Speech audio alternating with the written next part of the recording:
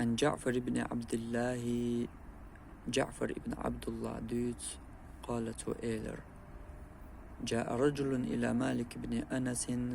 مالك بن أنس والشي تستقبئر، يعني فسأله عن قوله الرحمن على العرش استوى. الله عرش دعني سوى بوش دولج آية خاترتو. إمام مالكي: كيف استوى؟ موغني سوى الله عرش دعا. قال: هرديتشو بوغ، فما رأيته وجد من شيء كوجده من مقالته. أتسو ألدولج دشن الشخصن يغز وغن خلج دال شين إجناء مواتر. وعلاه الرحضاء حتر تأخيرتن دقول شواتن. وأطرق القوم فجعلوا ينظرون الأمر به فيه.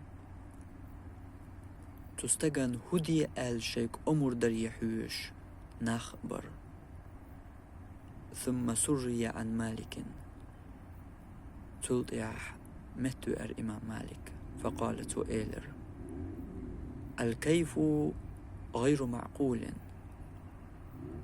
موغني سوى الله عشت ادعبوش درك وين خائي شرشتات. والاستواء غير مجهول. الله تعشت دعني سوى الخلر تدو شو مأملات تقية هدو تقاح. الله شي قرآن جوح شاس حبوش خلج. الرحمن على العرش استوى. الله عرشت دعني سوى الله تو شاس حبوش خلج تقية هدو تقاح.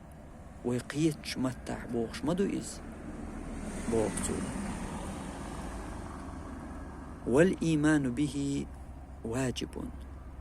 تأقتنا تيشر ما واجبتو. والسؤال عنه بدعة. تتي بخيتشتر موغني سوى الله يعش قول مجح الله بوش تتي بخيتشتر بدعة دعون إلرتو. وإني لأخاف أن تكون ضالا. حتلستك خلن قيش وشاء الله. ثم أمر به فأخرج. أمر دنا إشي ماجدك جر أرقصي درتو. هق إمام مالك قميلا معا وينيس تدعقن. يقو قميلاخ وينيس تقيعته. يقو قميلاخ وي ابن تيمية عبد الوهاب قيتم تقيعته بوغش دول قميل تخلي دالي نوي هر قميل لا حق جينر. هرا وي مذهبير وولش إمامو إمام الصابوني قبعي قوز قويت دول شراح دنيان جوال. ابن تيمية عبد الوهاب دنيان جوالي بعشرش حال خل. هر إمام صابوني قيحتا. قو إمام مالك قميلخ هيتسوي مديتر. und ألجا الله عرشت يحخلر شادوت شي قميل يقحدالي نتوه. إمام مالك قميل تأق يغق والله خاتر. وناخ دي مذهباخ شولو مذهب مالكي مذهب داول. ابن تيمية عبد الوهاب دنيا نشوالي بعشرش حال خلول.